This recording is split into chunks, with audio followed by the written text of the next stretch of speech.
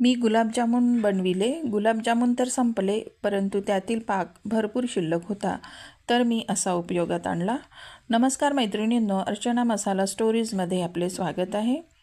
प्रथम मी एका कढईत तेल गरम करून घेतले. त्यात 2 चमचे साजूक तूप घातले.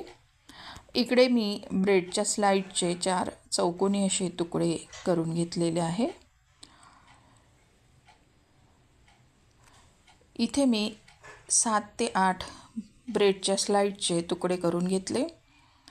नंतर तेल गरम झाले, त्यात मी हे चौकोनी तुकडे लालसर तळून घेणार आहे.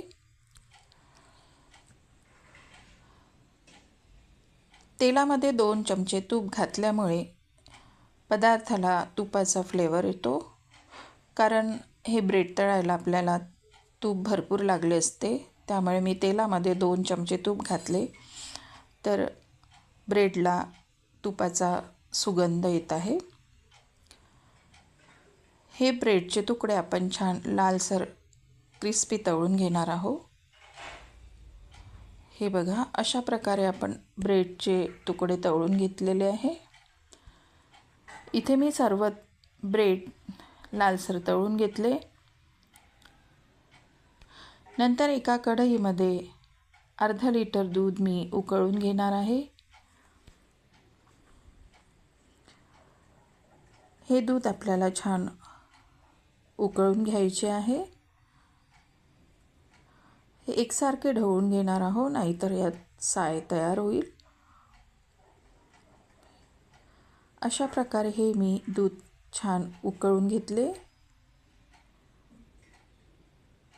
हे बघा. नंतर 1 कप दुधामध्ये 2 चमचे मी कॉर्नफ्लोअर टाकणार आहे. हे व्हॅनिला फ्लेवरचे कॉर्नफ्लोअर आहे. हे छान आपण मिसळून घेणार आहोत. गुठळ्या नसल्या पाहिजे. आणि या दुधामध्ये घालणार आहोत. गॅस मी कमी केलेला आहे. हे कॉर्नफ्लोअरचं दूध आपण यात घातल्यानंतर परत आपण याला उकळून घेणार आहोत. गॅस मोठा करून आपण एकसारखं याला उकळून घेणार आहोत. हे घट्ट होईपर्यंत आपण याला छान उकळणार आहोत. हे बघा, थोडे थोडे आपले दूध हे घट्ट होत आहे.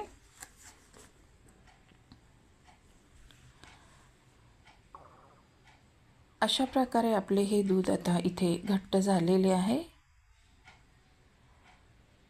हे बघा.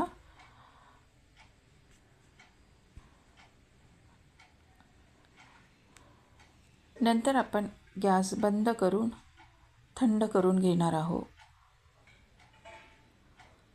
हे दूध आपण छान थंड करू. जसे जसे हे दूध थंड होईल तसे परत हे घट्ट येते.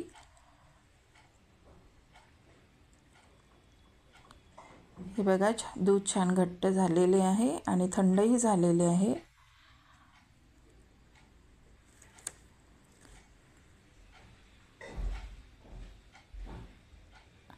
नंतर गुलाबजामुनचा जो पाक आहे तो माझ्याकडे शिल्लक होता.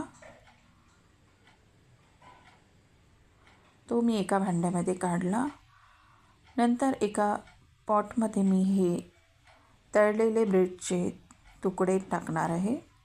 अशा प्रकारे हे इथे टाकून घेणार आहे.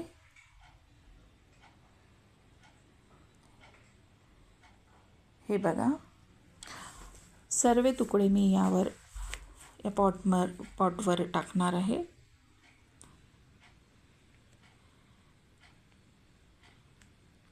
सगळे तुकडे ठेवून झाले. काही तुकडे मी शिल्लक ठेवलेले आहे.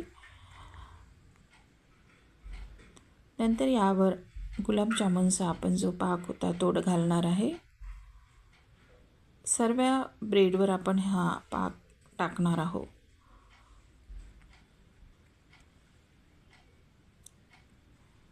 हे बघा, पाक टाकून झाला.